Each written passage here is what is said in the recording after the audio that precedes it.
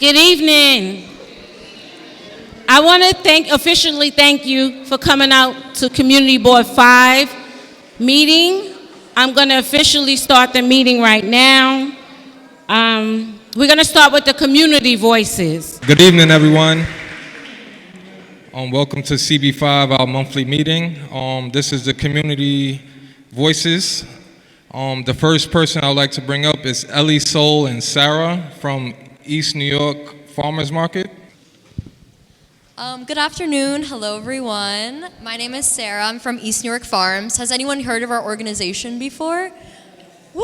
Awesome. So really happy to be here today. We just wanted to share with you some of our programs as the growing season is definitely underway now. For anyone with high school age students, we have our paid youth internship program. So interns get to learn all about growing, being on the farm, working at our market.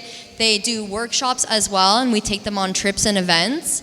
And they get paid a bi-weekly stipend, so it really is their introduction to the workforce. So if you know of any young person who lives in East New York, goes to high school here, or just has a connection to the neighborhood, then they are eligible to apply. The applications are open and they're rolling until winter, and that's when we do our interviews. So encourage them to go online. I also put our pamphlets on that table there, and I'll let Ellie Sol take it away to talk about our upcoming farmers market. Hi, my name is Ellie Sol. One of our programs is our community-run farmers market, and we would love to invite you all to our first market on June 29th. I think one of the most special parts about the market is that we have gardeners from East New York selling produce that they grow in East New York. So it's really community feeding community, and a lot of produce that you might not be able to find in grocery stores. We also have hot food vendors, craft vendors, a farm that comes from New Jersey, and we have some musical performances this season, some workshops. And yeah, we hope to see you all there. It's on Skank between Livonia and New Lots, 9 a.m. to 3 p.m. And it'll be every Saturday. Our first market is June 29th. And then our Thursday market is outside of 404 Pine Street from 1:30 to 5:30 p.m. on Thursdays. And all the information is on a flyer in the back as well. So thank you. And just to add one thing about our market as well, we accept all different currencies. So we accept cash, credit, debit. If you're an EBT user, you can bring your EBT card. And for every $2 you spend in EBT, you get $2 back in Health Bucks. Health Bucks are coupons that can be spent at any farmer's market in the city. You can get up to $10 back a day. So we definitely encourage, if you know anyone who uses EBT, it's basically $10 of free money they get for using their EBT card at our market. We also accept Fresh Connect checks and WIC checks as well. Thank you. Thank you. The next guest is Haley Kim from East New York Coalition of Community Advancement, Town Hall.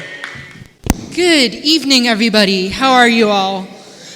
My name is Haley Kim. I'm the Director of Community Organizing at Cypress Hills Local Development Corporation, and I also am the lead organizer for the East New York Coalition for Community Advancement. A few questions tonight. How many of us want to protect our small businesses here in East New York? Make a little noise. Thank you. And how many of us here knows what happens in a big development or to a development plan after it leaves this community board? So, on June 27th, which is a Thursday, at 6 p.m., we are holding a town hall to inform people about how the totem development is going to affect small businesses in the area and what happens to a development after it leaves the community board. What is this process? What is the land use process? If you want to learn more, please join us, and we are also going to be serving refreshments. Thank you. Thank you. The next person is Rick Thompson from DOT Issues. Good evening, everybody. I don't work for DOT. I have issues with DOT. So as a community person concerned in my community, last night was something very disturbing. They came out and started towing cars on my block. I live on flatlands, which basically is nothing but surrounded by buildings. So when I went downstairs to check out what was going on, truthfully, it didn't involve me because I have a parking space. But they started towing cars because they're going to pave the street. But the notices were not put up. You had maybe one tiny notice on a fire hydrant, which is about this tall, and another notice a little bit further away on a bicycle rack, which was about this tall. So, and plus they were tearing up cars as they were towing them. A lot of people were screaming out their windows, and my problem is I'm a concerned citizen which don't have no issues. Most of the people who have issues do not come out to the community board. They don't know how to make complaints, and they don't make complaints. But my representatives, my council person, my assembly person, need to be fighting for everyone, whether you're someone who care or don't. So I'm praying that as Chris Banks and Nikki Lucas, your representatives are in this office, you need to just go and find out what happened last night on Flatlands, which is actually continuing today. Thank you. Thank you. The next person is Maria Willis. Announcement, complimentary wheelchair cleaning. Right here. Greetings all. Hi, my name is Maria Willis, and I'm the People Community and Government Liaison for what used to be Cerebral Palsy Associations. Now we are CP Unlimited. So my announcement is regard to summer wheelchair clinics. There will be a complimentary cleaning, sanitizing, and repair services for wheelchairs. That's for people with disability, that's for veterans, that's for our older adults, and any other person that have a wheelchair. This will be held on August 10th in East New York at 921 East New York Avenue, starting at 10 a.m. We recommend that you RSVP, but you can call me at 917-935-5012. The number again is 917-935-5012 if you want more information. And I did leave some flyers at the table. Thank you. Thank you. The next person is Ed Maynor, Life Insurance, Investment, and Retirement. Hello, everyone. Thank you very much. My name is Ed Maynor, and I represent an organization, a premier organization called New York Life. Most of you have heard of it. I've been working in this industry for about 20 years. I actually grew up not far from here, 11207, and Thomas Jefferson was my old high school 100 years ago in the 70s. Anyway, I just wanted to say, I'm going to leave some flyers. This has my contact information, and I want you to know that one of our biggest problems is that a lot of young people don't get their life insurance or investment plans in place, and down the road when you want to buy a house, you know that's going to come up. The younger you are, the cheaper it is. That's the rule of thumb, but we help everybody with not just life insurance, but disability, long-term care, various other things, investment vehicles, and that sort of thing. And if anybody's interested, I am going to leave a few flyers here. It has my contact information and a link you can use to actually make an appointment with me if you want to. Okay? And I thank you very much for your time. You have a good evening.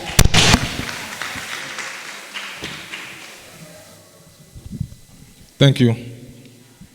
The next person is me, Charles Bullock. All right, good evening, everyone. My name is Charles Bullock, second vice chair, shop steward for the Carpenters Union, and also held positions as a trustee and a delegate for the Carpenters Union. I have information. Our next recruiting info session is June 12th and June 26th. Before you go to the session, I'm going to give you guys the number to register to the session. The number is 212-727-2224.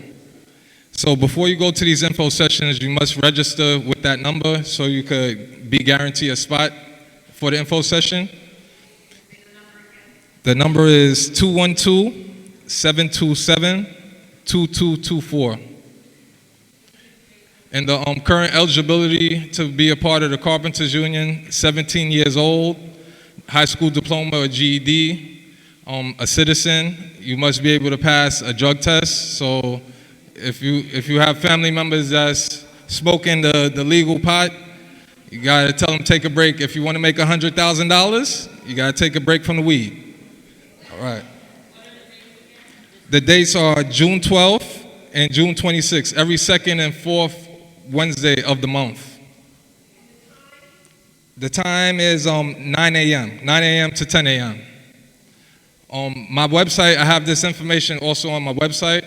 My nonprofit is called Shades of the Trades, Mentoring and Leadership. The website is www.shadesofthetrade.com. I don't have my QR code today, but that's the website right there. I have information for all the different trades and also, the listing for the info sessions for the Carpenters Union. So that's all the information I have today. Next month I'll have more material for you guys to take to your friends and family and to give out. All right, thank you.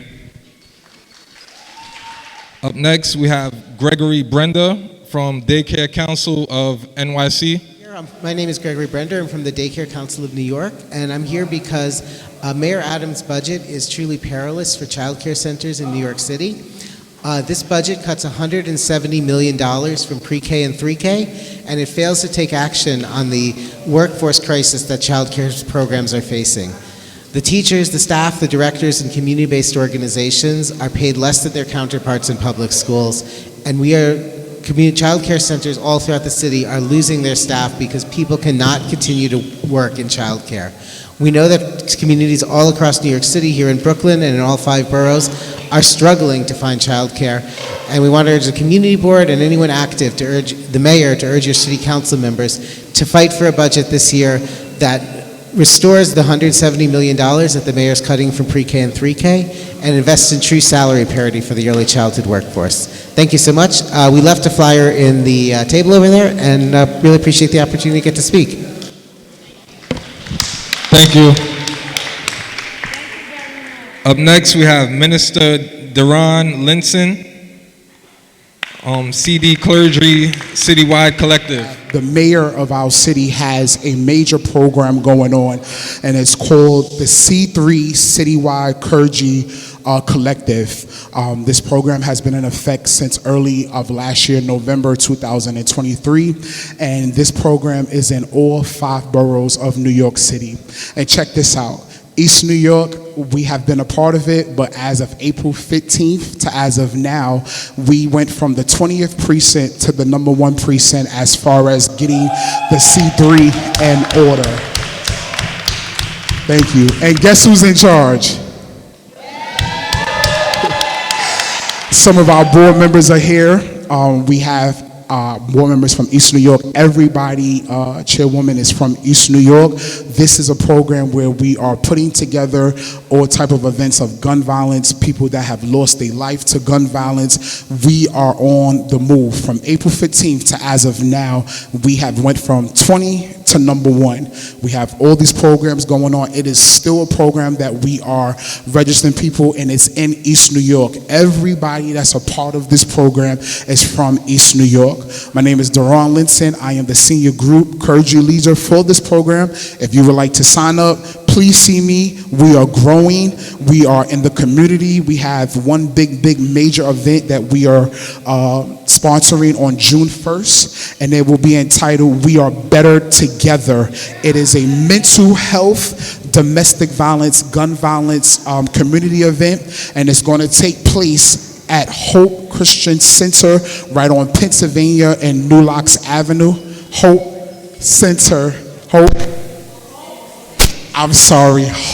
City Church, forgive me.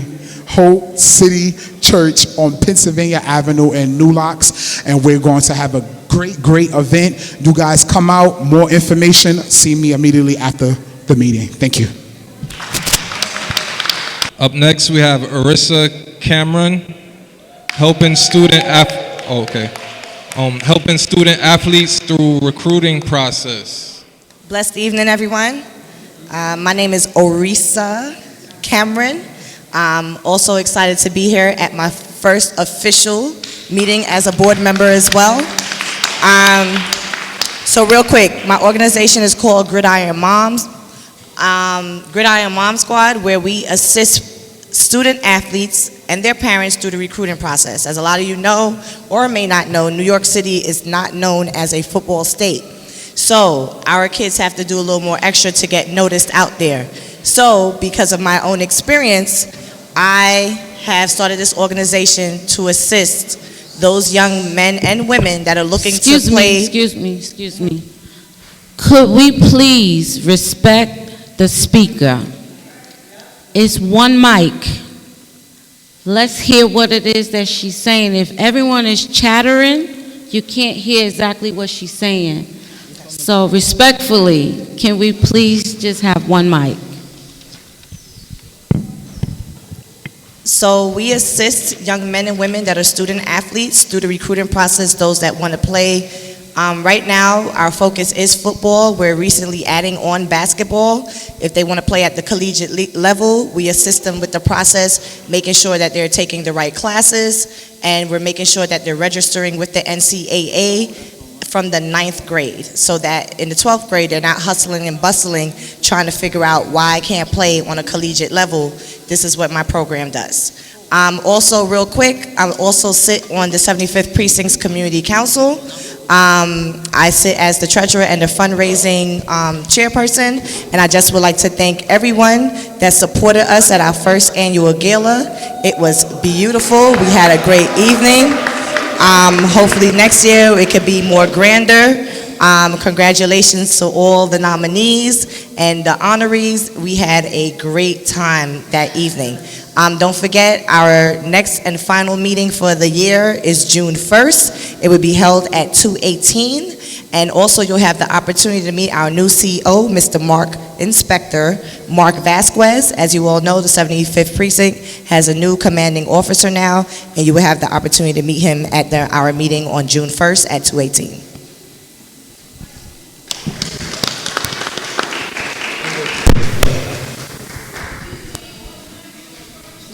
We have a question? June 1st at, actually the flyer is in your folder. It is at 7 p.m. My apologies. Wednesday is June 5th. I'm sorry. Y'all gotta excuse me. I'm also part of C3. June 5th, Wednesday, June 5th. My apologies. Wednesday, June 5th at 2:18 is when you'll have the opportunity to meet our new CEO for the 75th Precinct. Got it? 7 p.m. at IS 218. Thank you. Up next, we have Board Member Angus Fisher. Hello, good evening, everyone. I'm Angus Fisher. I stand before you as a community representative at the moment, and representing my organization, Innovative Resilience East Brooklyn Village. We are supporting the Juneteenth event that is happening here in East New York. If you all look in your folders, you would see a copy of the flyer, and it's gonna be amazing. There's so many different members of the room right now that's gonna be a part of it, as well as other people, community partners, and just entertainment that's going on. This year we will be having a parade going from Pennsylvania Avenue and Pickin all the way to Gersh Park. That'll be starting from 8:30 a.m. The festivities at Gersh starts at about 10 a.m. The Kids Zone opens up at 11 a.m. and the fashion show starts at 3:30 p.m. That's just our Family Fun Day. That's Saturday, June 15th, but Black Kings Award is going to be that Thursday beforehand. And then on Juneteenth, the actual day, the 19th, we're going to have a virtual summit and a food crawl with all Black businesses throughout the 5 boroughs.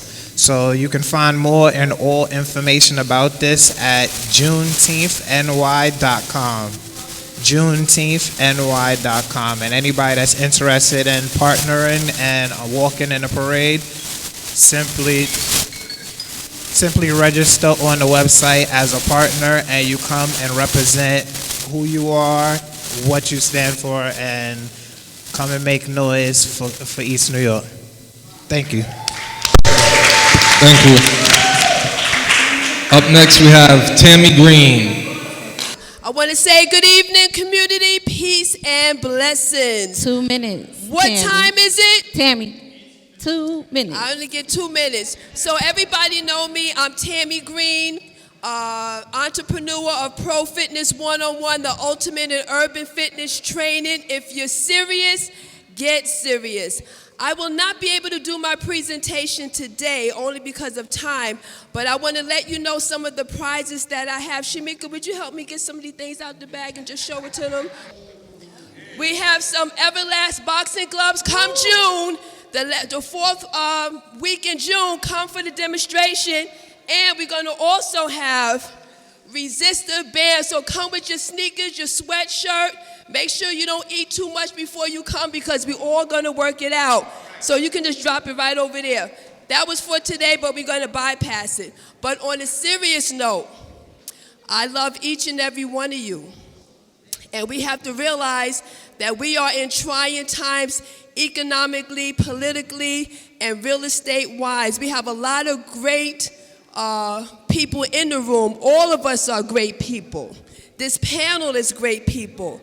And I want to say that community voices create community choices. And it's important for us to keep coming to these meetings, keep representing your community. I see Councilwoman Sandy Nurse and her team, Dom, is in the house. She has been a great asset to our community over on Jackie Robinson Parkway. I also represent the Jackie Robinson Parkway Security Block Watch Association. We were able to formulate other associations, and her office played a very big part in that. But I want to also say that to Sandy Nurse here right now, that one of the community members wanted to know what would be your position when you speak concerning the cameras on the sanitation sweep streets to get the illegal dumpings out. So they asked me to pose that question to you, so it's good to see you here. And is that my jingling jing jing? All right, all right. So united we stand and united we grow. United we stand and united we grow. So as long as we stay united, we as a community of East New York, supported by Community Board 5, will continue to thrive and make great things happen. How did I do? Yay! All right, guys. June, what's the next Community Board meeting? The fourth Wednesday. You guys going to be ready? I need my candidates to come up here and be on. Is that the camera right there? How you doing, Brick? How you doing, YouTube? It's CB5 Brooklyn in the house. Thank you so much. The meeting is June 26th for the general board meeting, June 26th for our general board meeting. It is every fourth Wednesday of the month. Up next, we got Brother Karan Allen, Shirley Chisholm Trail Run. Pleasant good evening, everyone. Hope y'all are doing well this wonderful evening. Shout out to the board, the new members, and a special new member. She knows who she is. I'm happy to be here this evening. I'm representing Black Men Run New York City as its co-captain. For those of you that don't know, Black Men Run New York City and Black Men Run in general has a mission to get black men to move. Black men lead in one of the worst categories of heart disease. We are #1 to be taken out by heart disease.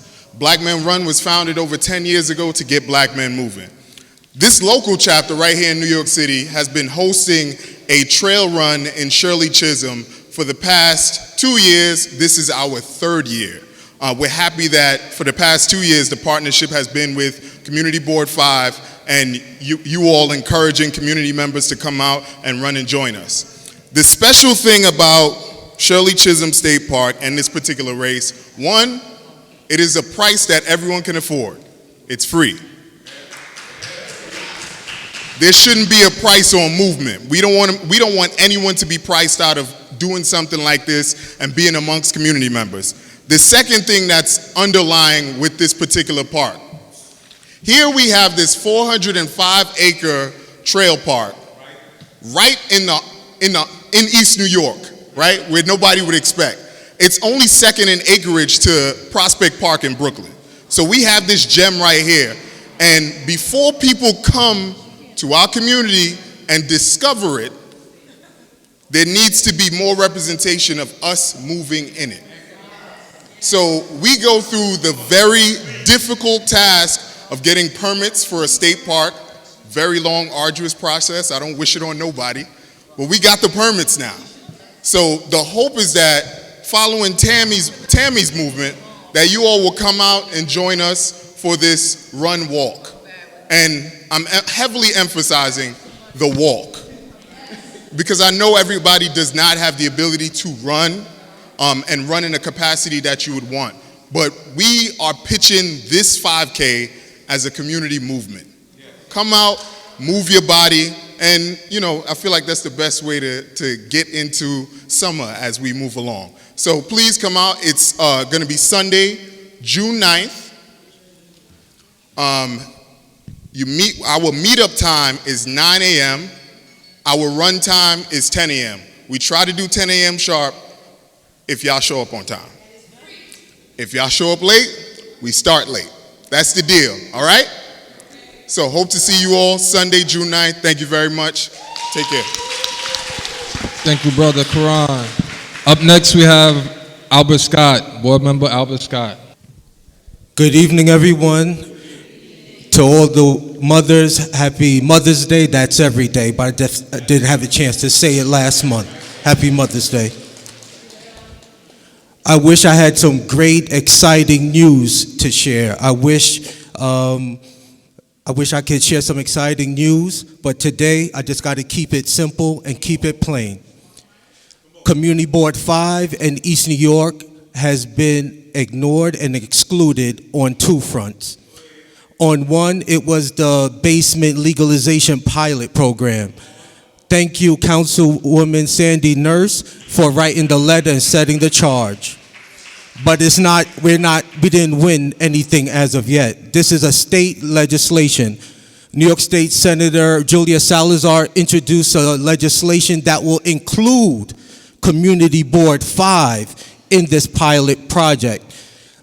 It's incumbent amongst every single homeowner and tenant to encourage their representative to sign on. Because when I check to see the co-sponsors on the Senate level, is very concerning. I have to speak to Assemblywoman Nikki Lucas. I need your name on this. Senator Roxanne Prasad, I need to see your name on this piece of legislation. If you do not sponsor this legislation, you're communicating to homeowners of East New York and tenants of East New York that we don't matter. We have been calling and we had did the necessary information online. The second economic insult, and I find an economic form of racism here, is in regards to the Broadway junction. Something is very odd about this specific project when it requires our approval to utilize our zoned area and to give up public land for rentals. Just think about that. You own a car. I ask you to give me your car for free, and in return, I add new tires, and all I simply do is rent it back to you. Do that make any economic sense? In addition to that, they say they want to build housing. Well, the thing is, it's only rentals. Where is the option for ownership units? The second portion of it is they said they want to build 20-plus story towers. Where is the affordable commercial space to help contribute and enhance this black economic metropolis we call East New York? So these are the economic factors that are against us. And some people say, why legislation? Legislation only do two things. If anything, you remember this. It modify behaviors and it direct the money. I'm not going to say the resources because that can get convoluted. It directs the money. And if you want to actually be a part to make sure that we are included in this basement legalization pilot program, please see myself or Haley raise your hand, because we have a text where you can sit in your seat and you can text in support of this legislation. Thank you for your time. Thank you, brother. The city of yes is a no for us. Can you clap it up? If you don't know anything about it, you got to get involved. We're fighting about what's going on at Broadway Junction. We're fighting, but if you don't get ahead of this city of yes, 800 pages over, they said the last 2.5 years, but I beg to differ. I've known about it for about 15 years. It's been an idea from Bloomberg straight to now. It's a way to do what they want in our community and call it building as of right. You're surrendering your rights if you vote for any part of it. It's economic, it's residential, and I think and carbon, zero carbon mapping. The problem is economic drives everything. You can't separate economics from anything I just said. So if you go for any part of it, you're selling yourself out. It takes away the power for you as a community for self-determination. It disempowers our city council persons to differ with whatever comes out of it. It's being pushed by DCP, which is a mayoral agency. I thank you for being here, Brother Banks. We have our city council person, Brother Banks. We mentioned Sandy Nurse. Both of them have been doing a wonderful job. And I know Brother Banks is homegrown and Sandy Nurse is on the ground. So we're looking at a fact, please do not sleep all the other conversation. The city of yes is a no. If you go along with that, you're surrendering all your power for self-determination. You got to stop. No, we do not want any part of it. Not the economic, not the resident carbon neutral. But I can tell you all of it's connected together, and whoever controls the land controls the people. And I'll finish with this. White supremacy and those who took over this country brought one title with them. The title was what? Landlord. Because whoever controls the land is the Lord. We own property now in East New York. We're one of the highest density of black-owned property in this city. We just experienced 131%, we have 1/3 of all the foreclosures this year in Brooklyn. Foreclosure, that means you're losing your land. You know who owns it? Those same developers and speculators that are pushing for the city of yes, because they can build like they want to once you lose your house. You got to see the plan. You're thinking checkers, they're playing chess. You have to say no to the city of yes, no parts of it. Stand on that. Please call these city elected officials. They're homegrown. They will back us on this if you back them. Thank you so much. Thank you, Brother Paul. Next, we have Lydia Buffont. Benefont. I just want to invite the community to the 75 Precinct Build-A-Block meeting. It's going to be held on tomorrow, Thursday, May the 23rd at 6:30 p.m. at Green James Garden, 147 Fontaine Avenue. And it's for Sector Charlie. Anybody is welcome with new ideas and how to build a community. Thank you. Thank you, community, for the community voices. We heard you.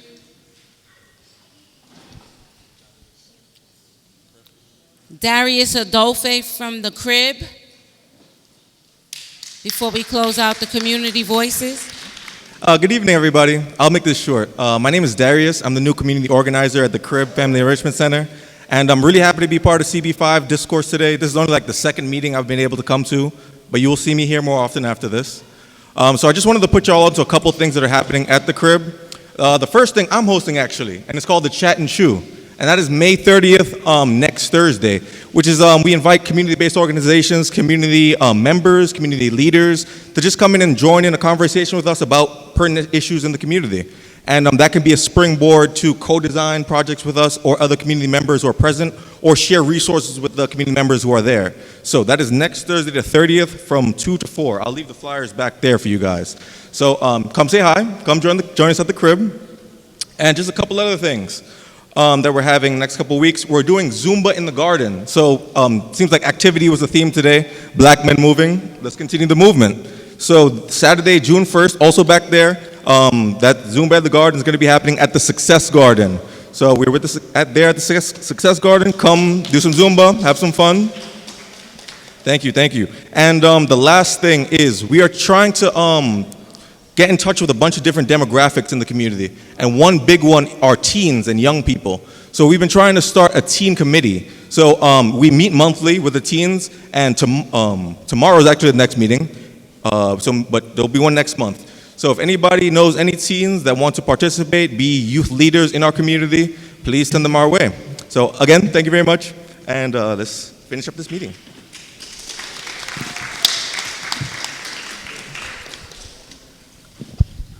Thank you.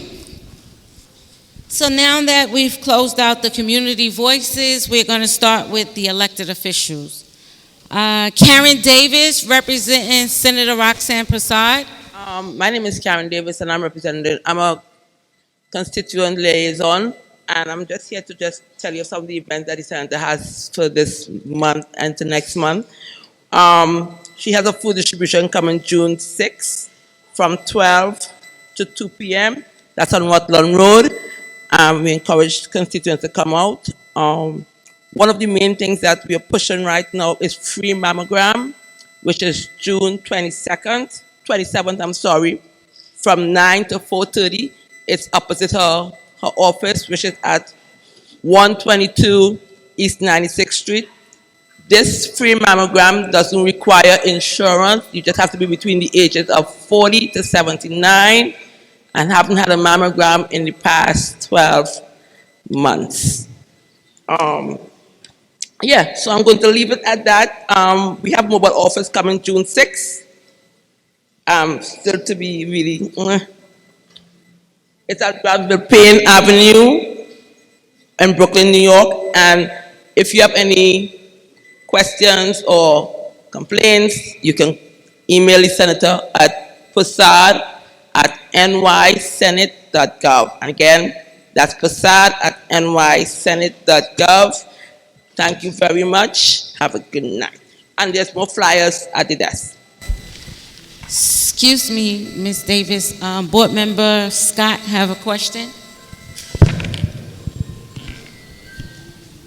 Yes, if you have a pen, please, if you can please communicate to Senator Prasad to co-sponsor the amended basement legalization pilot program which includes Community Board 5.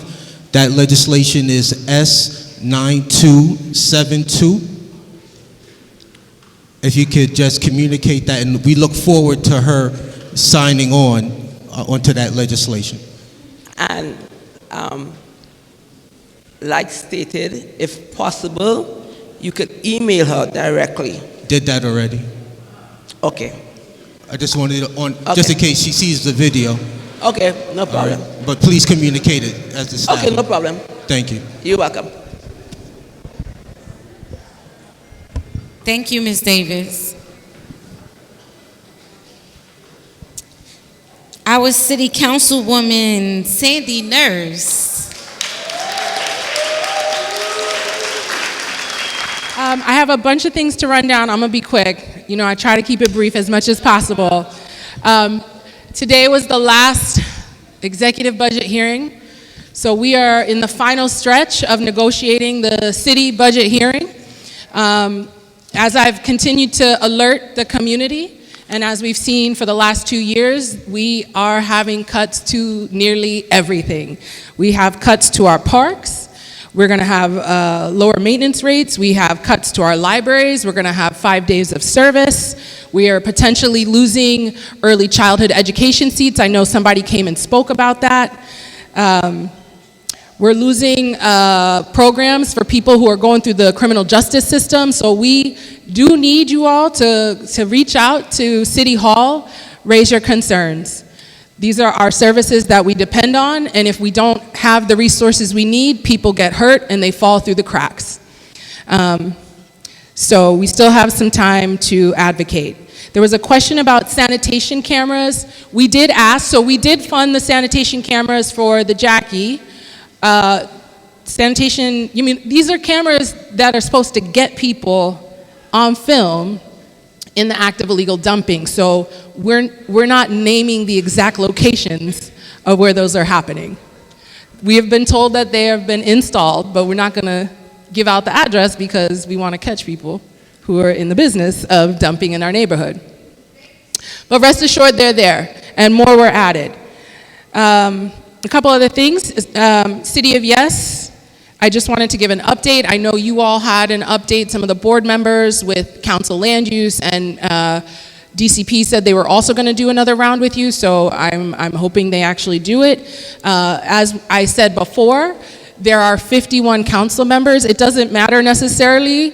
Banks and I are 2 out of 51, so it was really, I really appreciate that you all took the time to provide feedback. That feedback has been added and the legislation has been modified.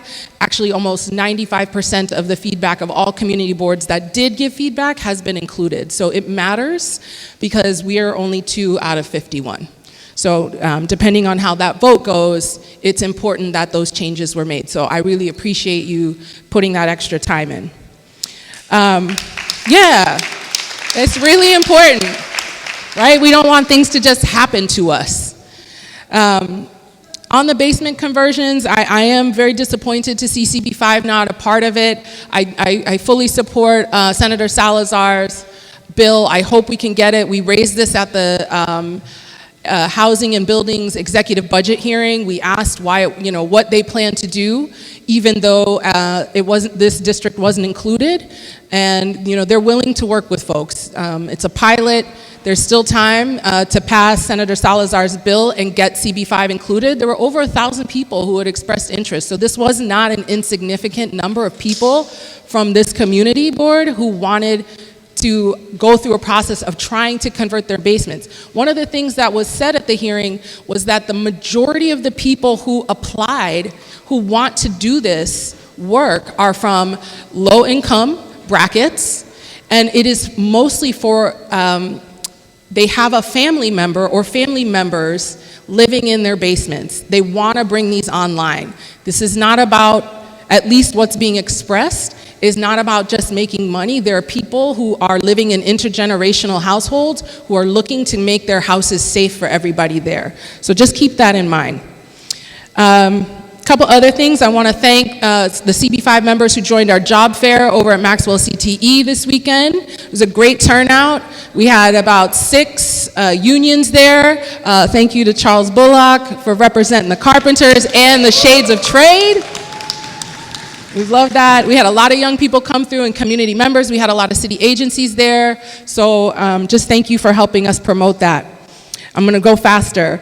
Just want to say, additionally, District 37, the second highest number of votes for participatory budgeting in all of Brooklyn. The only other district that beat us was Jen's district in the 34th. We had 6,978 votes. And the 2 top projects, yeah, that was great. We could clap for that. This is only our second time doing it. The 2 top projects were PS 108 and PS 938 and MS 935, so projects over here. So congratulations to y'all, you turned out. We put us on the map with the borough, we're the number 2, and we've only been the 2nd year, so congratulations.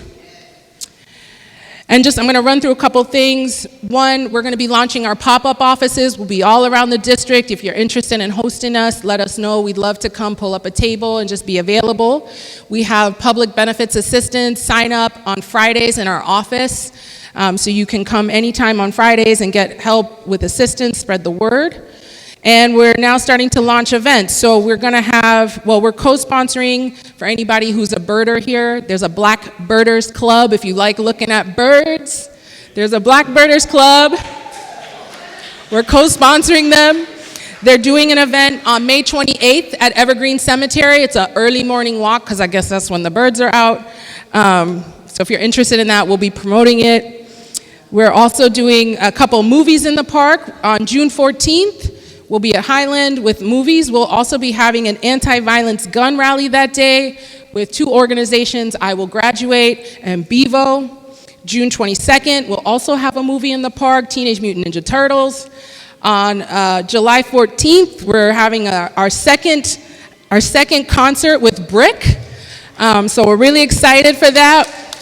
We got a lot of community organizations that are sponsoring, community businesses that are sponsoring, so we're getting excited to promote that. And on June 7th, we're gonna have HPD in our office. They'll be in our office, but they'll also be with the mobile van over at Callahan Kelly Playground. We'll be sending all of this out, but that's what we got for now, so thank you all. Oh, and just also wanna shout out my colleague, Councilmember Banks did a great job at it, the public housing hearing, holding the private management companies to account. As you know, that's a big issue, NYCHA and the private management, so great job on a hearing.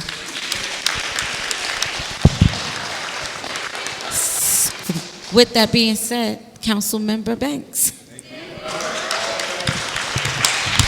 Give Sandy Nurse another round of applause. First of all, I wish I had a lot of good to talk about today, but I think in everything we do in life, we got to make sure that we keep a strong voice in it. So advocacy matters. And I want to first of all congratulate the new community board members that are coming on board. Give yourselves a round of applause.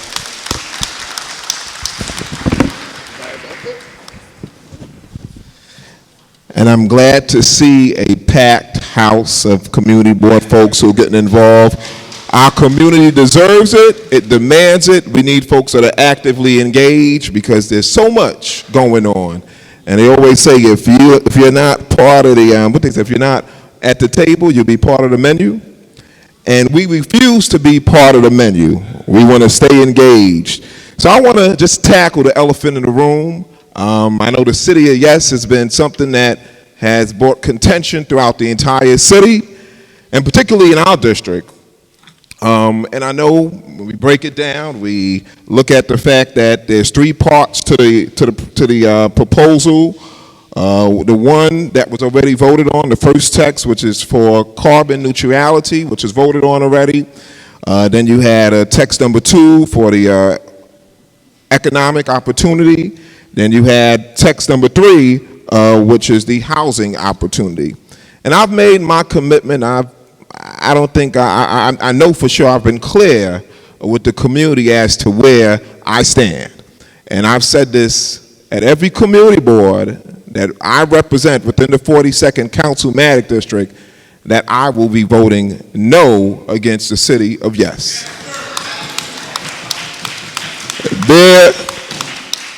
And I've laid out the reason why after dialogue with a host of community residents and community leaders. The fact that the mayor hasn't been clear, and possibly that may be by design, we have concerns about the ADUs, the impact on taxes, the ability to sell the ADUs, that's unclear. Currently, some lots for the Nehemiah homes are being purchased. Small buildings are being built on former single-family lots, impacting quality of these blocks. There have also been no commitments to improve infrastructure. So how are you going to build? You want to build 100,000 units, but there's no commitment to talk about the existing infrastructure issues that are facing our community. You could clap a bit louder for that. Also, concerns with commercial business types being built in residential areas impacting our quality of life. That's something that we definitely have to pay attention to. The audacity to even have the idea of excluding the electeds or the possibility of infringing on the ULEP process, which gives you guys, community board members, the opportunity to weigh in on land use, important land use issues that face our community. So to the city of yes, it's the city of no right now. And I wasn't there to vote for the text number 1. It passed the council. I believe the text number 2 is coming up, which is the economic opportunity piece. I'm voting no on that. And when the housing opportunity piece comes in September or October, whenever they bring it before the council, I'll be voting no on that.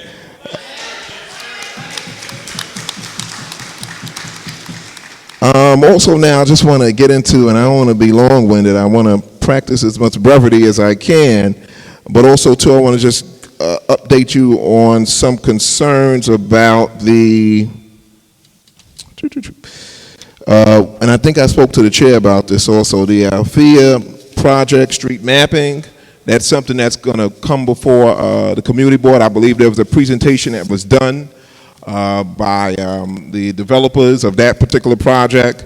Also, I want to just let you know that I was advised by the council as to the process, and since it's a non-controversial process, they're just going to be naming some streets that didn't exist. We're going to let that rest at the city planning, and then also too, we are also going to most likely. We probably will be changing those names that they have suggested. I think that's something that we need to do and we should do. Also, too, I want to let folks know that my office has been engaged on the DOT. You know, we've been getting a lot of street repairs done throughout the entire district, and it's been a lot of confusion that's been going on. I've been getting a host of calls early in the morning from residents about street signage not being up, people bus stops being abandoned, and folks having to run down to the next bus stop. So we've been having conversation with DOT, letting them know that they need to be much more clearer. I don't know if the community board, they're still communicating to the community board as to these regulations or when these street repairs are taking place, and what's the breakdown or the strategy to how they're going to communicate to the community. But we do need our street repairs, but we don't need our lives disrupted. All right? Also, too, the DDC projects on Van Centurin Street, the Streetscape project, we've been monitoring that. We know there was a presentation that was given. We're going to be monitoring that as that continues to go along. Obviously, my colleague Sandy Nurse talked about the City Council executive budget hearings. It has ended. We continue to fight for our fair share of resources. We haven't given up with making sure that, or fighting and advocating to make sure that the $6.8 million that was cut from NYCHA, $6.8 million cut from NYCHA to protect our seniors. We're talking about 55 NYCHA buildings, and the mayor is playing a budget dance and wants to cut $6.7 million. Now, what this $6.7 million represents to the seniors, 2 security guards. Some developments like Carter G. Woodson, which is on the borderline of my district in Brownsville, it's 2 senior buildings. Think about 4 or 5 years ago, there was a serial killer that was killing seniors, killed about 5 seniors. So now they got cameras and they have security guards there. The security guards are there normally 24/7 or 24 hours, around the clock. The mayor wants to pull that away. And we're saying that with that being done, with security being a major issue, we can't rely on PD. We cannot rely on PD to be the default, right? We need boots on the ground to make sure that our seniors are protected. So we're telling the mayor, don't pull the rug of security from under our seniors. Invest in them, protect them, and stand up for them.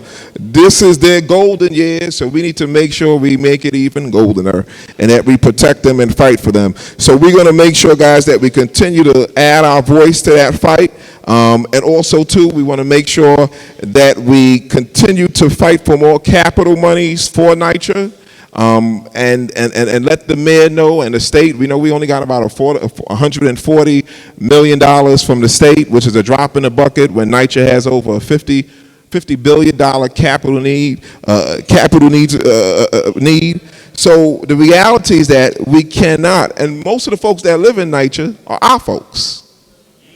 So we can't just disregard one of the oldest affordable housing stocks in the city of New York and throw them to the wayside.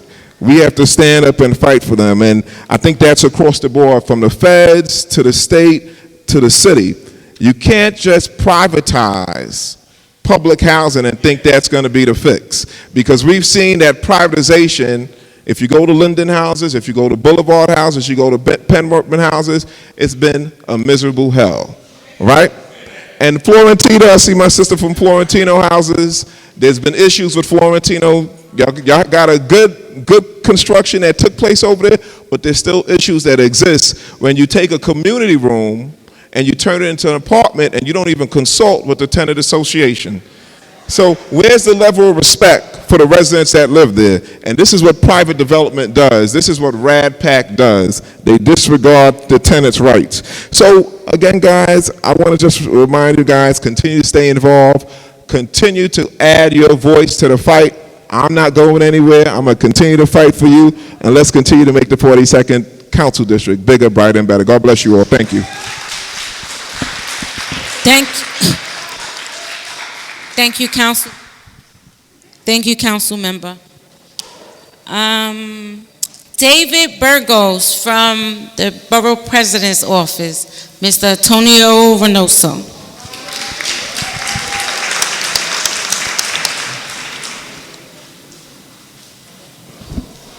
Good evening, everyone. My name is David Burgoa. I'm here representing the Brooklyn Borough President, Antonio Reynoso. So I want to welcome our newest CB members who are joining the first time in May. Welcome. We can clap that. Welcome. The Borough President also would like to wish everybody, and it's a specific month. It's a Happy Older Adults Month. It's also AAPI Heritage Month, and it's the Jewish American Heritage Month. Also, we miss Mother's Day, so happy Mother's Day, belated Mother's Day. Happy belated Mother's Day. And some of the upcoming things we do have a community board swearing in ceremony on June 24th at 6:30 p.m. VP Reynoso is hosting a reception, swearing in ceremony, and orientation for new community board members. So it is mandatory for all the members of the 2024 to 2026 cohort. Both the first-time appointees and the reappointees are expected to attend the swearing in and the orientation. Unfortunately, public members cannot join due to capacity issues. Appointees will have an option to attend in person at Brooklyn Borough Hall or remotely via WebEx. An RSVP link was emailed to all appointees and the reappointees by our office. If you did not get that, you can come see me. I'll give you my information and we can follow up. A little bit of a recap. We had a screen and re-enrollment and renewal support clinic on April 27th. We held a screen and re-enrollment and renewal support clinic with the Flatbush Tenant Coalition and the Mayor's Public Engagement Unit. The screen and re programs give adults 62 years and up and people with disabilities the opportunity to freeze the rent if eligible. If anyone is interested in this program or knows someone that may be interested in this program, you can come see me. We can still help you with the application.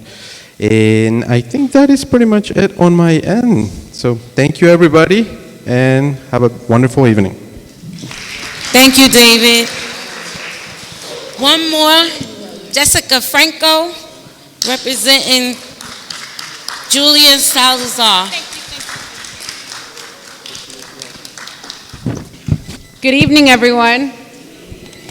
Look at this. We have a packed house, Chairwoman. Give it up for East New York. This is the way it has to be every single time. And just yesterday, we had a line use meeting, right? And it was also a packed house. And really, that's what makes a difference. So obviously, everyone already spoke about S9272. This is the bill that Senator Salazar introduced to include CB5 Brooklyn and CB5 Queens into the basement legalization pilot program that the state of New York is now running.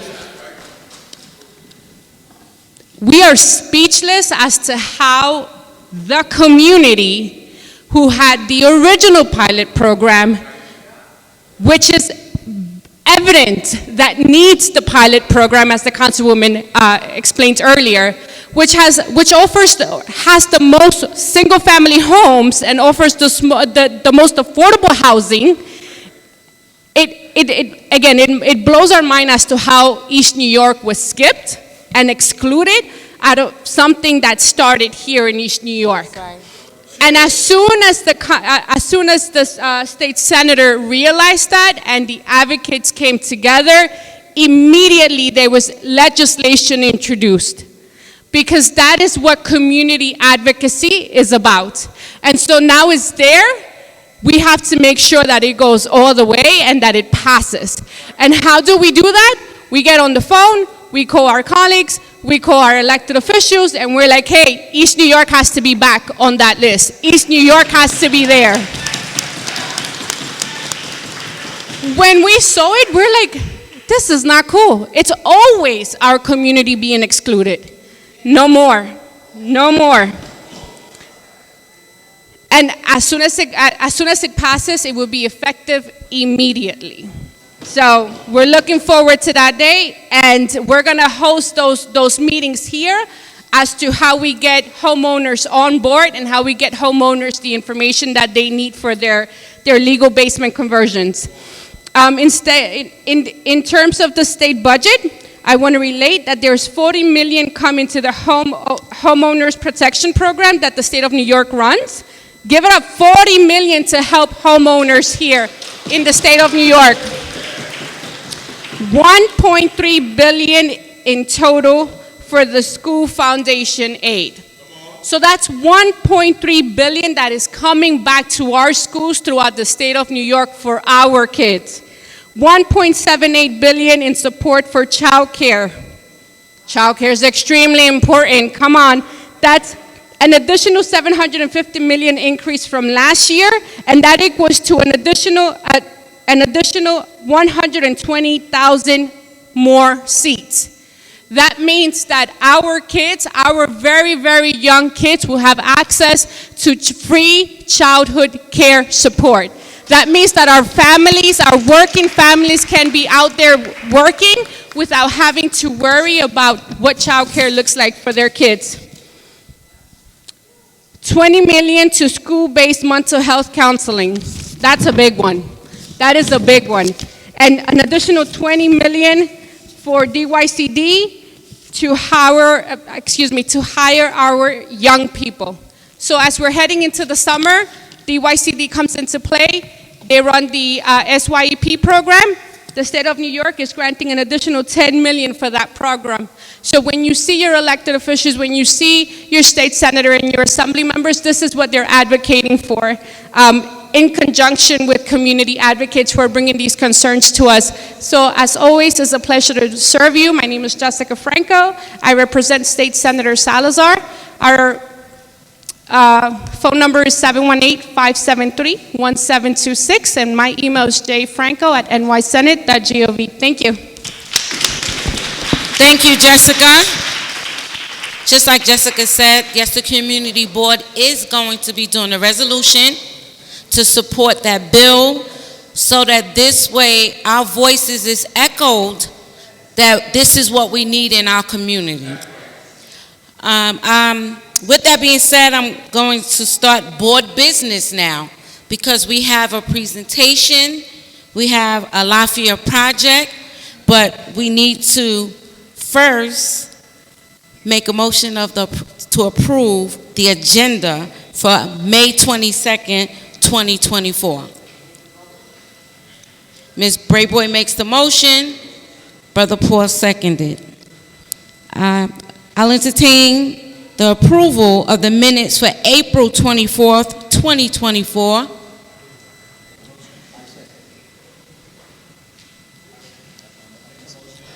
Angus make the motion, and Mr. Feliciano seconded. The first motion was the approval of the agenda. All in favor of the approval of the agenda? Aye. Any opposed? Any abstentions?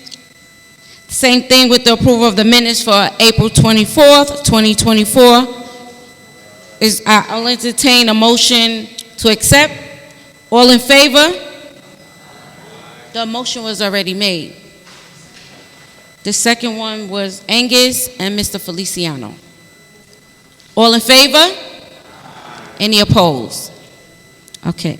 So with that being said, we're going into the voting item. We're going to have the Alafia project, the ULERP C240082. You could come before us and give your presentation.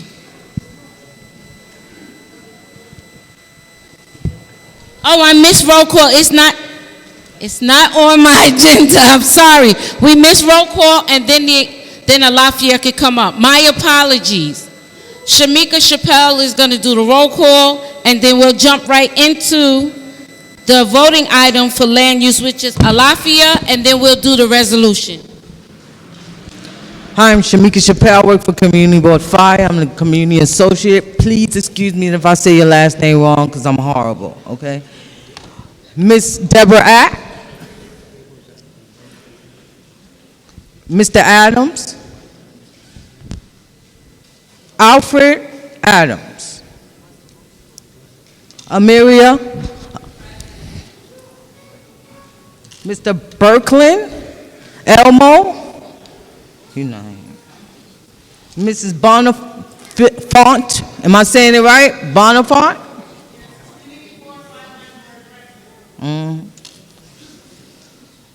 Mrs. Bright is not here. Vivian Bright. Alton Brown. Charles Bullock. Cameron, I do not know how to pronounce your first name. Mrs. Cameron. Thank you. Mrs. Cherry Perez. Mrs. Clemente. Shakima. Mr. Cologne. Thank you. Mrs. Ellison. Mr. Feliciano. Mr. Fisher. Florentino. Mrs. Franco. Mrs. Finn. Mrs. Goodwin. Mrs. Granville. If I'm not saying it wrong, please let me know. Thank you. Mr. Haynes. Mrs. Jacobs.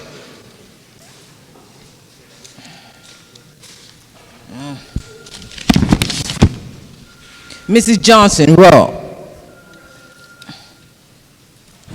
Mrs. Jones Roberts. Mr. Kapir.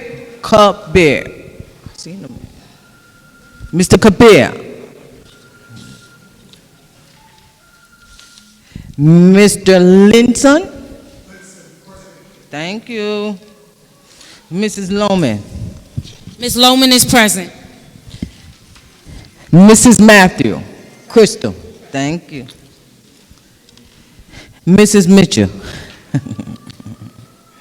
Mrs. Mullen Fields. Leslie. Mrs. Pierre.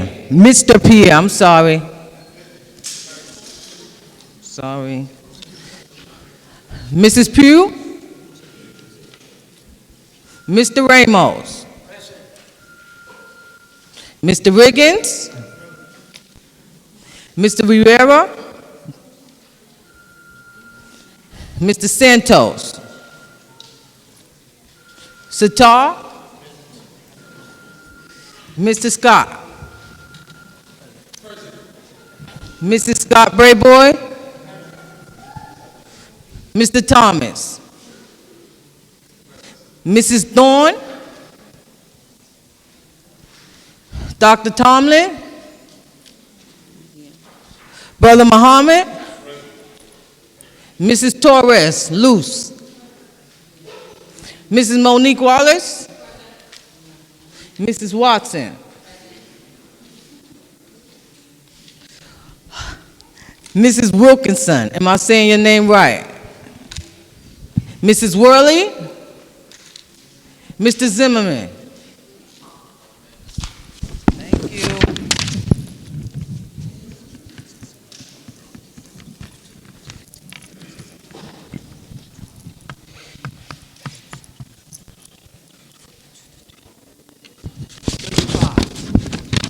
Thank you, thank you, thank you. 35 members present. We have quorum. Alafia project.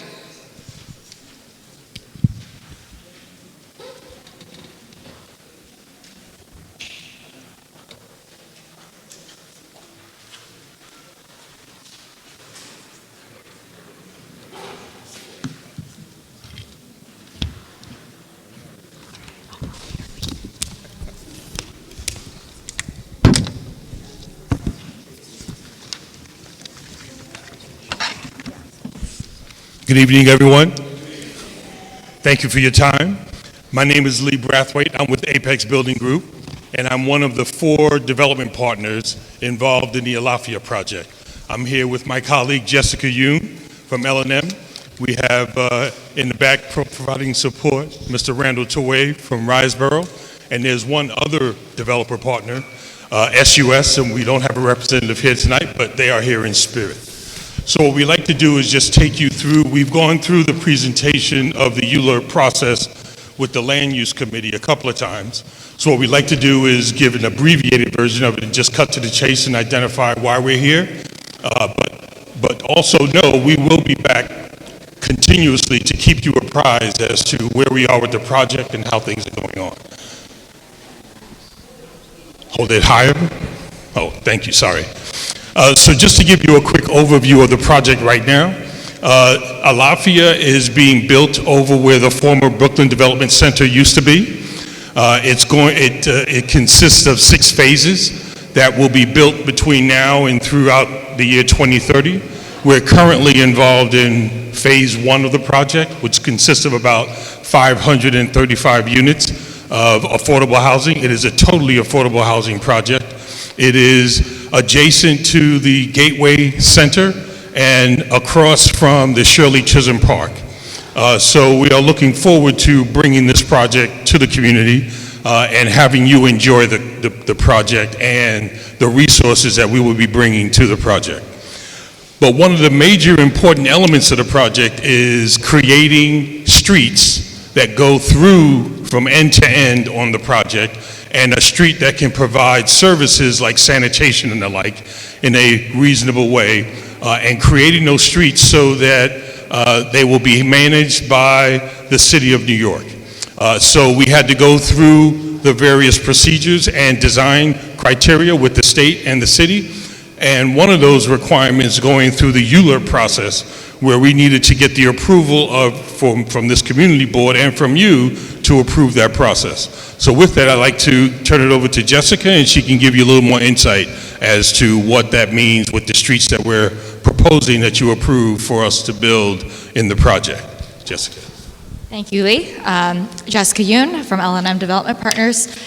We'll try to keep it brief. I know you've had a long agenda and more items and reports this evening. So as Lee mentioned, the Alafia project, it's not just housing. The location where it's being built is the former Brooklyn Developmental Center, which was a large 27-acre state-owned piece of land that they used as dormitory housing and services, for many, many years before they shuttered the facility. Because of that, it's a super block and there's no streets going through the block. As we're developing housing, we need streets so that people can drive through the block between Erskine and Fountain Avenue, drive into the site so that we can run water mains and sewer lines that New York City DEP will service. So we have that all in design and even starting construction right now. Just because we're building it, that doesn't make it a public street. It only becomes a public street once this mapping action is approved. So we are currently in that process through the Uniform Land Use Review procedure, requesting kind of vote on the action of amending the map of the City of New York to add 3 new public streets to it. The streets are Abule Avenue, It's towards the northern end of the site. It's going to go all the way east-west between Erskine Street and Fountain Avenue. We have another street, Vital Avenue, same thing. It just cuts through the whole block east-west between Erskine Street and Fountain Avenue. And then we have a small street just connecting Seaview to Vital Avenue, one of the new streets we're building. So this is putting streets through the super block, whereas right now, you'd have to go all the way up to Vandalia or all the way down to Seaview. So it's adding more of a street network to connect everything that we're building to the existing neighborhood street network. And we feel this is critical, and I think folks at Department of City Planning and other city agencies feel this is critical because public streets should be public streets, publicly owned, and by establishing these on the city map, it helps ensure that DOT will maintain them, that DEP will service the infrastructure underneath, and that this area in the Spring Creek section of East New York can continue to receive access and basic services like any other neighborhood in the city of New York should. That's our summary. We're happy to take any questions. I know we've presented some of the details to Land Use Committee. Mr. Riggins.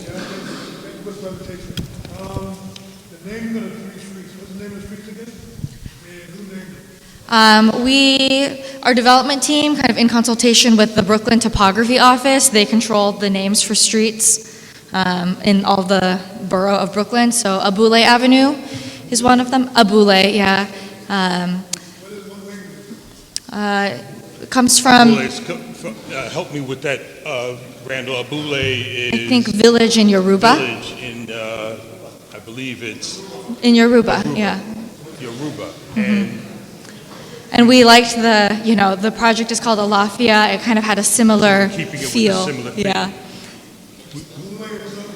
Abule. Yep. The other street name is Vital Avenue, kind of vital, VITAL. It represents to us vitality, thriving life. Also, this project is part of a state initiative, the Vital Brooklyn Initiative, which is funding a lot of the housing. And so it's kind of a nod to that, that kind of health component that we're trying to invoke here. The last one is Field Drive. It's a very short segment. It just kind of connects, the southern end of the site, down to Seaview below. Field Drive is primarily associated with, on the southern end of the site, we're currently building what's called the maintenance hub. And this maintenance hub is where all of the sanitation department trucks will enter and remove all the trash. This hub will support all of the residents, the 2,400 units of affordable housing that we're creating ultimately in the project. And so all of the trash removal and other disposable items will be located at that, will be brought to that maintenance hub so that we don't have to have sanitation trucks and the like driving through the rest of the community. And no bags on the street. And no bags on the street, things of that nature, so we can contain rats, rodents, things of that nature, and keep the environment where residents are living comfortable and clean. So Field Drive is very short, and it's intended as a main access for the sanitation trucks to come and remove any garbage. So it's not there was no real special insight into naming that street.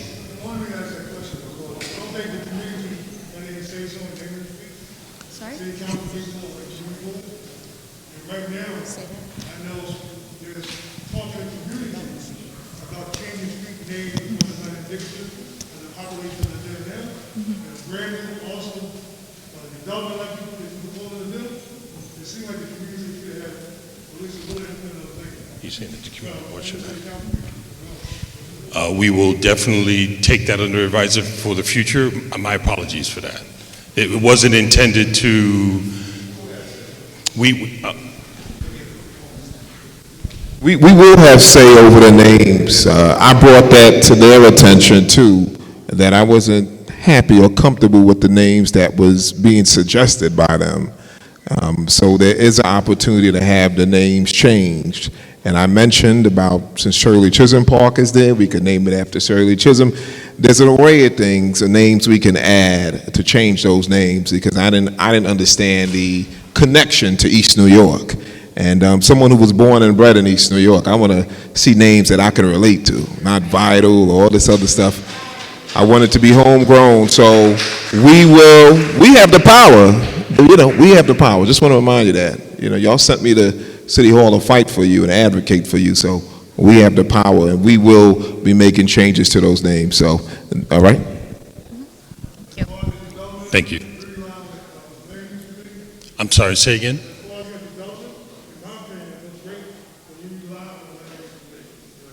Thank you. Yes, and we stay close to them, and they've been making your points known. We definitely have been vetting them.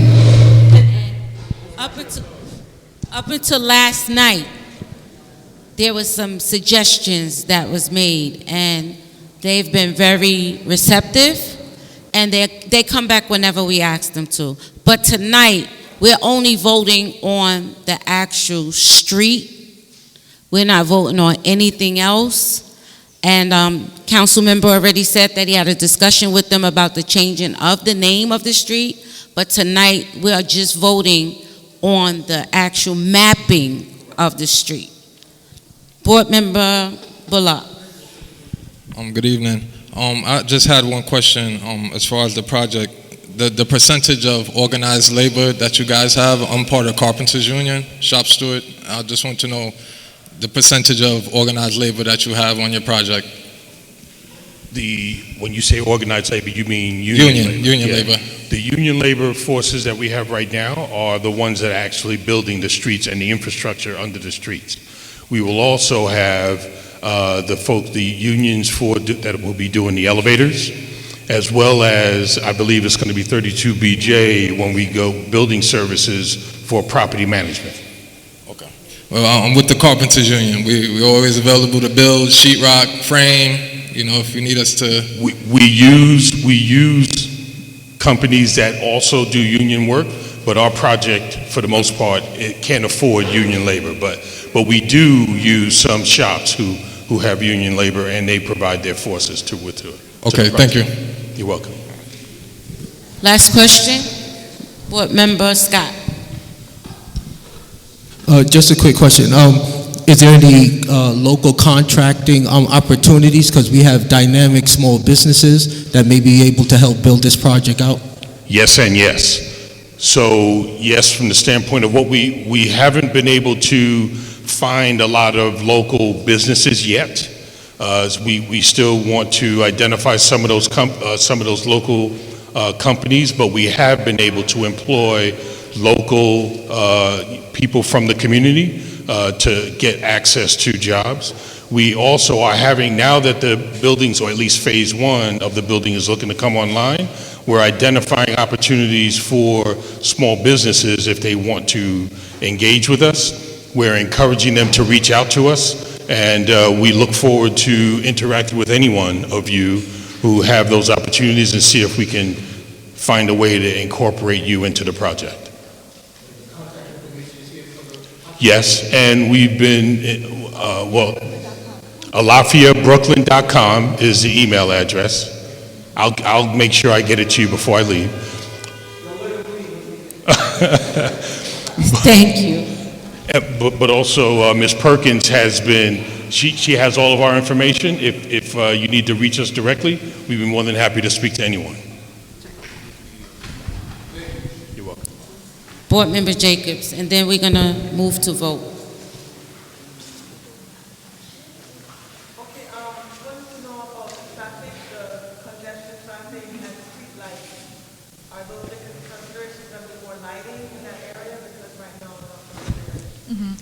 Yeah, so the street mapping just establishes the boundaries of the street, the right-of-way, like 50 feet between these 2 points. DOT will kind of be helping design everything within the streets. There will be street lights on all of the new streets that we're building.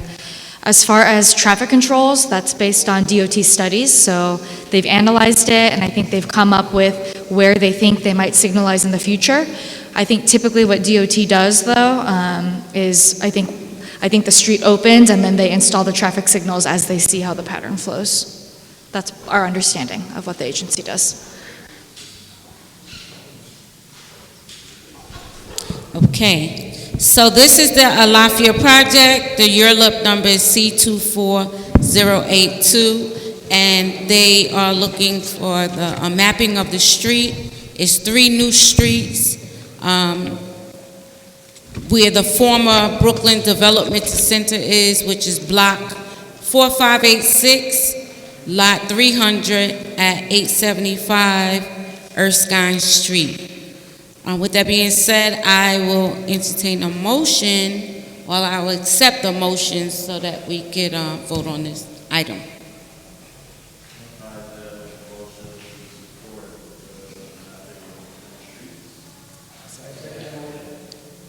It was seconded by Angus Fisher. All in favor of accepting the motion for this project? Is there any questions on the motion?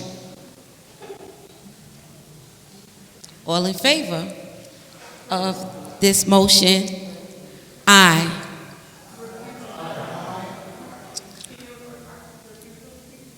Say that again. One recusal. Lose recusal. Any noes? So the ayes have it. The motion carries. Congratulations. Thank you. Thank you, everyone.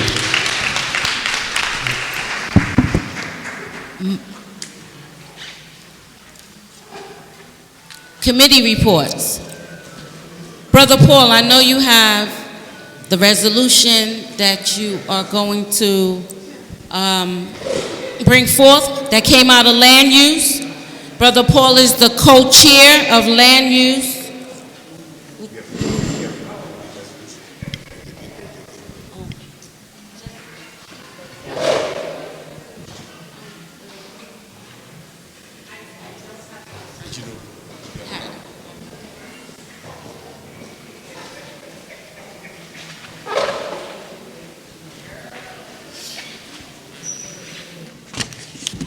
Peace and blessings again. I'm the co-chair, I'm Brother Paul, I'm the co-chair of land use, and though we didn't give our report from yesterday, we voted unanimously to support the Alafia project that just came before you, and we voted yes for the street renaming. One thing they kept saying, and I just want to remind folks, when we talk about this in land use, affordable housing means nothing to us. It's nothing to us. It has to be relative to the numbers. One thing good about this project, and I've watched it from the beginning, I think about 75% of this project is 80% or less AMI. So you got to clap it up for that. It's 75% probably affordable to people closer in this district. So when folks come before you and say affordable housing, ask them the numbers, because affordable housing is relative. Huh? 100%. I knew it was 70. They even went better. So clap it up for that. They made it so that 80% of the AMI, which is roughly now about 100 and, the AMI of New York now is about 130,000, but 80% of that or lower, it's going to be affordable to us. So when folks say affordable housing, do not get excited till you know the numbers. That's relative to you. To put it in context, this community averages about 45,000 to 50,000. So we're talking about affordability, and they're saying the AMI in New York City is 140,000. So really ask them the numbers when they come before you. We're now talking about one of the things that came before the board, and I was a member in 2016 or 2015 when we helped write this resolution. Part of Al Scott was there when we were talking about the basement affordability. As we were organizing coalitions, and I got to clap it up for this community. We're active. We stand up. So we got together with a coalition for community advancement, and we came up with ideas to survive the rezoning that happened in 2016. So it was about, again, back to housing, to help the homeowners here try to generate more income in their homes by having their basements become affordable become qualified to rent. So you will increase your income where you can start to stave off the taxes and things that are coming. So again, clap it up for yourself in this community that we are trying to be, as much proactivity as we can, not just reactive. We have to find a way, but again, it gets back to owning the property. So we're here talking about the Senate resolution that was put in by Senator Salazar, but out of the land use, we wanted to put forth a resolution for this community board to support the legalization of the basements in Community Board 5. Again, I'm telling you, this is where it started. I was on a team over 8 years ago that sat down and came up with this idea, put it forth to the city. Again, we're part of those broken plans that we didn't get from the rezoning of East New York. We did it. We didn't get a lot of things, and now they're trying to steal from us the actual plan that we put forth. And we had a pilot project. Over $15 million was spent for the pilot project in this community. Now we turn around, they're doing the project, but they're writing us out. See, that's no coincidence in that. Again, you're the highest concentration of black and brown homeowners in this city. You see what's happening? So when they destabilize your homes, you lose them, and somebody else gets them. So we're putting forth now a resolution we want to put before the community board to support legalization of basement apartments within Community Board 5. So that's what's on the floor now. Like Alice, you carry the vote. And it's the same. You have a copy of that, Julia? You have a copy of that of the read what's the law?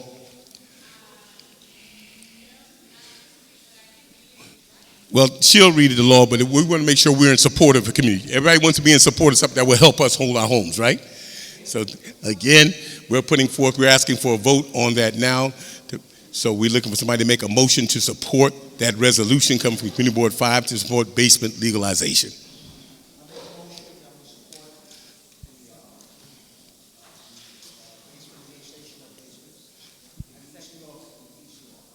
Brother Feliciano and Sister Braveboy. So now we have the motion's been made. We have a question? Well, somebody had a question? Oh.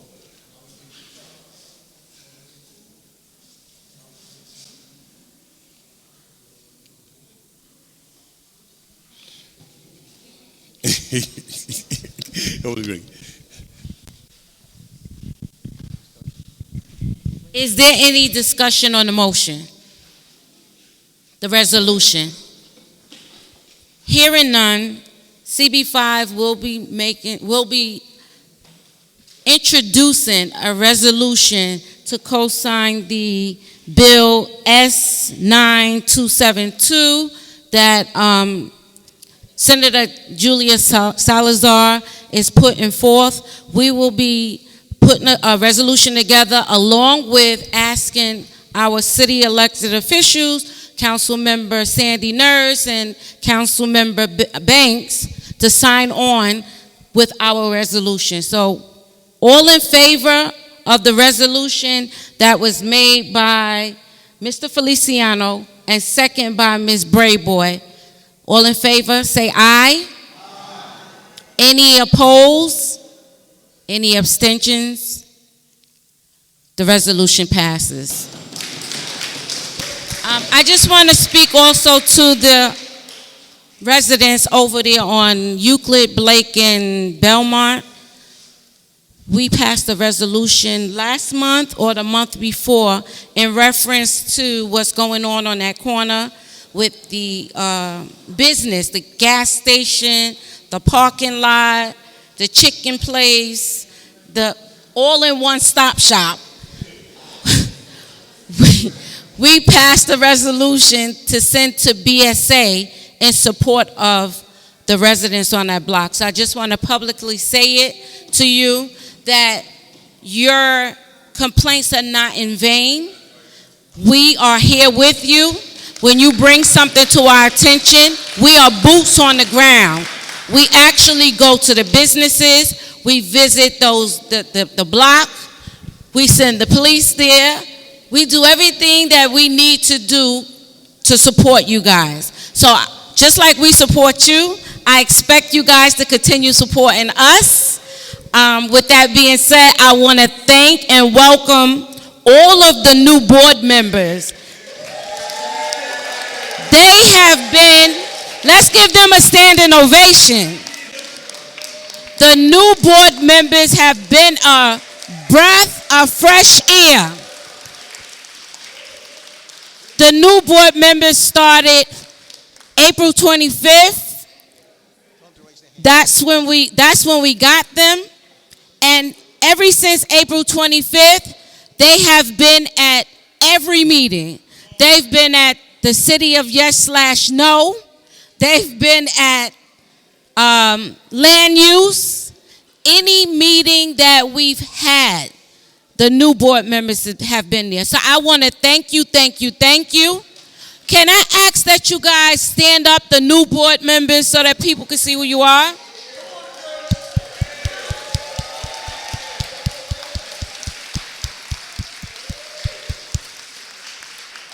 Thank you, thank you, thank you once again. I appreciate each and every one of you coming out, because it's because of you that we have 35 board members, and our quorum have been met. Before I entertain a motion to adjourn, I know board member Natasha Cherry Perez has something to speak about education and youth, and also our second round of donations for the Boulevard houses. I'm going to be real quick, everyone. Good evening. Really quickly, on Saturday, June 29th, we will have a youth and education resource fair from 12 to 3 on Vermont Street across from Gersh. So we welcome all tablers. If you have resources for our youth, please, please, please, we want to give away books so that children can read over the summer.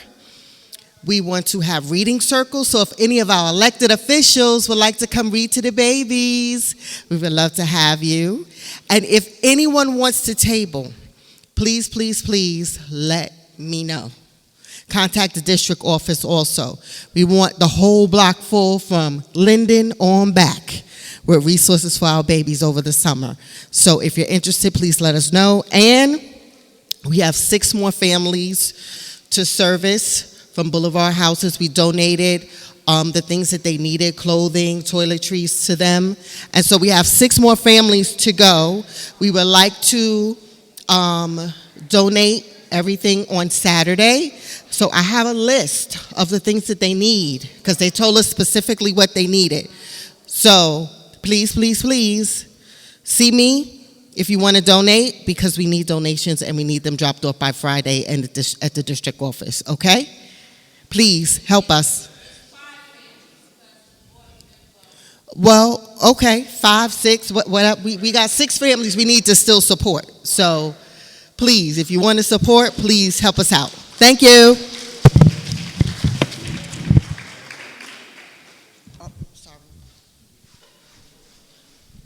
I just want to acknowledge Mr. Ramos said that he would take 1 family. That's the reason why I said that is 5 and not 6. I thank you, thank you, thank you. The list is not that long. If you can donate a pair of pants, a shirt. We already started the bag. There's just some things that's missing. So if you can, I ask that you look at the list. The list tells you the size. It doesn't have to be name brand, or we just want to show those families some support. It has to be new. We do not want to give anybody something that you don't want to wear yourself, or something that came out of your household. So if you can, ma'am, sir, please, please, please see Ms. Natasha Cherry Perez after the meeting, and let's support Boulevard Housing. It's 8:31. It's 8:31, and I will entertain a motion to adjourn. We ain't got no business. I got excited. Wait a minute. Is there any old business? New business? Good night.